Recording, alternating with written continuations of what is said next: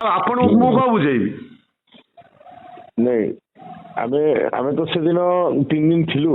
ନାଇଁ ନାଇଁ ଆପଣ ଯାଇଥିଲେ ଯୋଉ ମନମୋହନ ସାମଲ କଣ ଆକ୍ଚୁଆଲି କଣ ଚାହୁଁଛନ୍ତି, କରିବାକୁ ଚାହୁଁଛନ୍ତି କି? ହଁ ତୁମର ହେଇଗଲା କହିଲେ ପରେ ଖାଲି ତୁମର ଆମେ ମିଟିଂଟେ କରିବୁ, ଘୋଷଣା ପାଇଁ ତାରିଖ ରେଡି କରୁଛୁ କହିଲେ।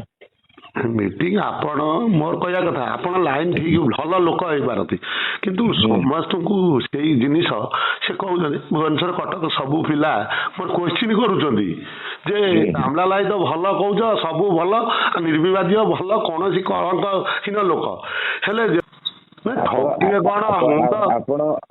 ଆପଣ ଦେଖନ୍ତୁ ବହୁତ ଯୋଜନା କରିଦେଲୁଣି ଭିତରେ, ଏଇଟା ଘୋଷଣା ହବ।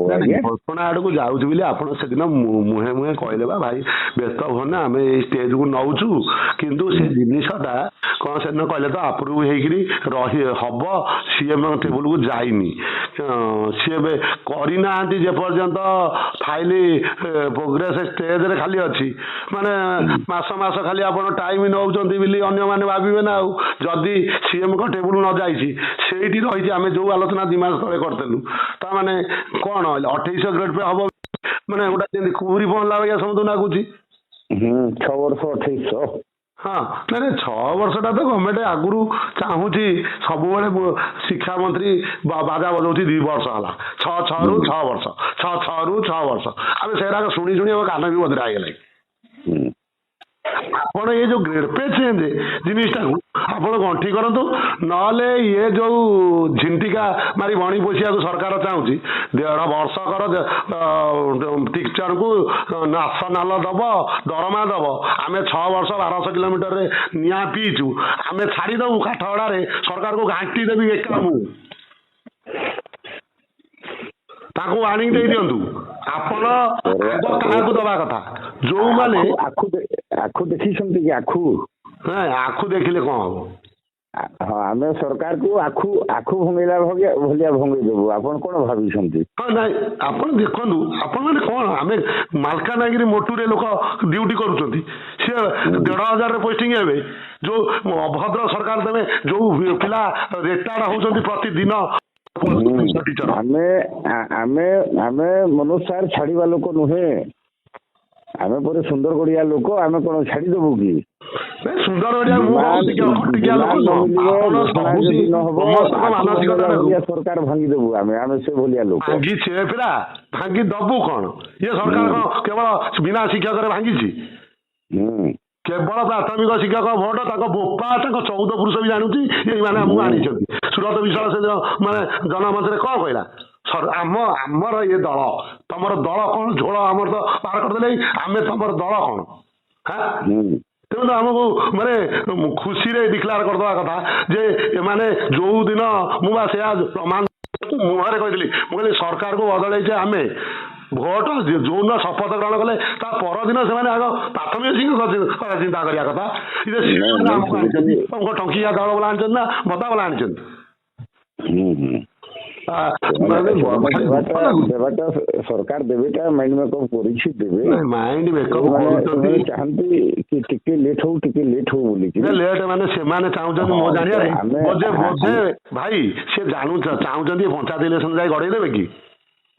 ନା ସେଥିରେ ଯିବନି, ଏଇଟା ଯାଉନି। ଯଦି ଆପଣ ଅଲ୍ଟିମେଟମ୍ ଲିମିଟେସନ ପିରିୟଡ ଦିଅନ୍ତୁ, ଆଜି ବି ମୁଁ କହୁଛି, ନହେଲେ ଲୋକମାନଙ୍କର ହାର୍ଟ ଆଟାକ୍ କରିଛି କେତେ, ସେ ଯୋଉ ଆକୁ ଘୋଷଣା ହେଇଛି ଜାଣିଛନ୍ତି କେତେ ଲୋକ ହାର୍ଟ ଆଟାକ୍ ହେଇଛି?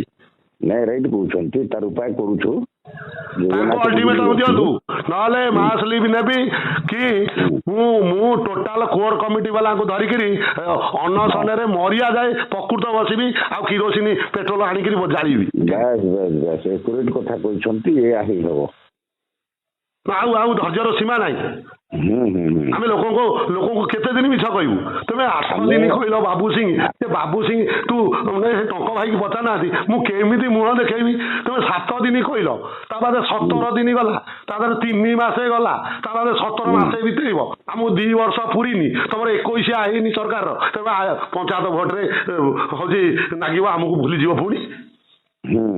ଫଲୋ ଅପ୍ କରି ଯାଉଥିଲୁ, ବାହାରିବା ପର୍ଯ୍ୟନ୍ତ ମାନେ ସାଙ୍ଗରେ ଫାଇଲର ମାନେ ଲେସନିଂ କରି ଫଲୋ ଅପ୍ କରି ପ୍ରେସର ପକେଇ ଚାଲୁଥିଲୁ।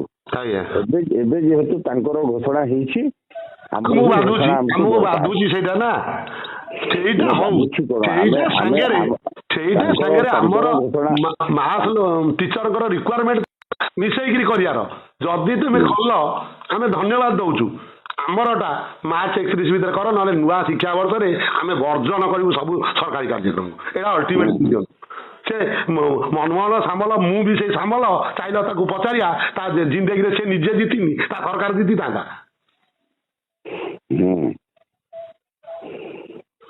ଆପଣ ଆପଣ ଆଉ ଏତିକି ଦିନ ଦେଖିଲେ ଆଉ କିଛି ଦିନ 8 ଦିନ ଦେଖନ୍ତୁ 8 ଦିନ ଆପଣ ବୁଝୁଛନ୍ତି ଠିକ 8 ଦିନ ଆମେ ଦେଖିବା ମାର୍ଚ୍ଚ ମାସଟା ଆମେ ଦେଖିବା ଯେ କିନ୍ତୁ ପିଲାମାନଙ୍କର ମାନେ ବିଶ୍ୱାସ କରିବେନି ଯୋଉ ୟାକୁ ଡିକ୍ଲେୟାର କଲା ଆଚ୍ଛା ନାତୁଣୀ ମାନେ ଯିବେ ମାସକରେ ସେମାନେ ଖୁସିରେ ଚାକିରି କଲା ଭଳିଆ କରିଛନ୍ତି ତାଙ୍କର କ'ଣ ଅଭାବ ଜାଣିଲେ 15,000 ସେ ଚାକିରି ଷ୍ଟାର୍ଟିଂ କରିଛନ୍ତି ଆପଣ 1500 ଟଙ୍କାରେ କରିଥିଲେ ଟି ଆମ ମ୍ୟାଡାମ ଯାହା କହୁଛନ୍ତି କେତେ ଟିଚର ଦିନକୁ ରିଟାୟାରମେଣ୍ଟ ନେଉଛନ୍ତି ଆଉ କୋଉ ଦିନ ତାଙ୍କର ଦାବିଟା କୋଉ ଦିନ ସରକାର ଶୁଣିବ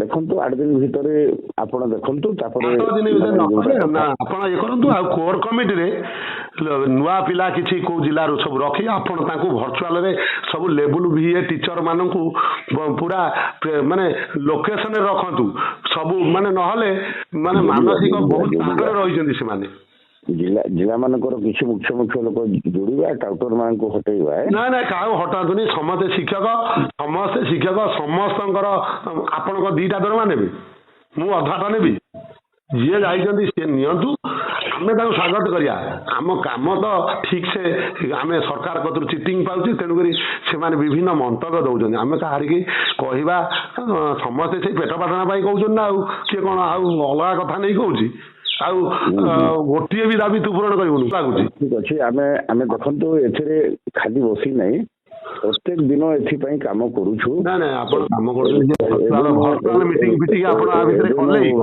4 ଦିନ ହେଲା ଫେରିଛି ଯଦି ଆପଣ ପିଲାଙ୍କ ମାନସିକତା ନେଇକିରି ମୁଁ କହୁଥିଲି ଗୋଟେ ବାର୍ତ୍ତା ଦିଅନ୍ତୁ କି ନହେଲେ ଗୋଟେ ଭର୍ଚୁଆଲ ମିଟିଂ ରଖନ୍ତୁ ଟୋଟାଲ ବାର୍ତ୍ତା କ'ଣ ଦେଇନି କି ଆମେ ଆମର ଲେଖାକେ ଆଇଲା ସେଇଟା ସ୍ୱାଗତ ଯୋଗ୍ୟ ଲେଖିଲେ ଯା ତାକୁ ଆପଣ ବାର୍ତ୍ତା ପାଉନାହାନ୍ତି କାରଣ ଆପଣଙ୍କର ଯୋଉ ଟାଉଟର ଲୋକମାନେ ଅଛନ୍ତି ସେ ଗ୍ରୁପ ମାନଙ୍କୁ ସବୁ ଏଡମିନ ମୋଡ କରିକି ରଖିଛନ୍ତି ନାଇଁ ମୁଁ ବାର୍ତ୍ତା ପାଉଛି ନା ମୁଁ କ'ଣ ଗୋଟାଏ ଗ୍ରୁପରେ ଅଛି ମୁଁ ମୋର 50,000କୁ ନେଇକିରି ଗ୍ରୁପ ଅଛି ଆପଣ ଟେରା ହେଇଯିବେ ସେ ଦେଖିଲେ 17ଟା ମାସ ଗ୍ରୁପ ମୋର ଯୋଉଥିରେ ହିଁ ଆପଣ ଅଛନ୍ତି ମୁଁ ସେଥିରେ ଅଛି ଯୋଉଥିରେ ଆଡମିନ ମୁଡ କଲେ ବି ମୁଁ ନତେଲେ ବି ପାଉଛି ହଁ ସେଥିରେ ପେଡରେ ଲେଖିକିରି ବାର୍ତ୍ତା ଦେଲୁ ହଁ ସେ ପ୍ୟାଡ ବାର୍ତ୍ତା ମୁଁ ପ୍ରଥମେ ଭାଇରାଲ କଲି ପରା ହଁ ଆଉ ଏଠି 2ଟା ଟାଉଟର ଅଛନ୍ତି ଲେବୁଲ ଭିର ସେ ରହିଲେ ଭାଇ ନାଁକୁ ନିଅନ୍ତୁନି ସମସ୍ତେ ଖାଗଖିଆ ତେଜଖିଆକୁ ଶଉନି ସେମାନେ ରହିବେ କିଏ ରହିବେ ନ ରହିବେ